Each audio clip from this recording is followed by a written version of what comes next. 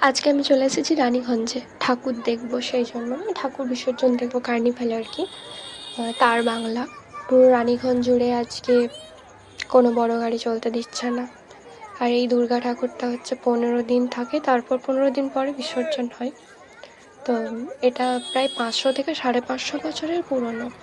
বাংলাদেশ থেকে বাণিজ্য করতে আসা বণিকদের হাত ধরে এই পূজার প্রচলন, শোনা কথা। দেবীর নাকি স্বপ্নাদেশ পেয়ে কোনো এক বণিক এই পূজা প্রচলিত করেছিলেন, যা এখন সর্বজনীন দুর্গা উৎসবে পরিণত হয়েছে এবং অষ্টমীর দিন এখানে ভোগ বিতরণ করা হয়। প্রচুর বাইরে থেকে মানুষের সমাগম ঘটে। দেখো আজকের ভিড়টা, দেখো কত ভিড়। যদি একবার কেউ পড়ে যায় তাকে আর বাড়ি ফিরতে হবে না। আর এই লাইটগুলো কি সুন্দর লাগছে দেখো। আর এই ঢাকের যে চামড়টা রয়েছে না, এটা আমি ছোটোবেলায় ভীষণ ভয় করতাম। এখন আর অতটা ভয় লাগে না, ভয় পাই না এখন আর। যাই হোক, পুরো তার বাংলা থেকে শিশু বাগান, মানে এরকম ভিড়, যাওয়ার উপায় নেই।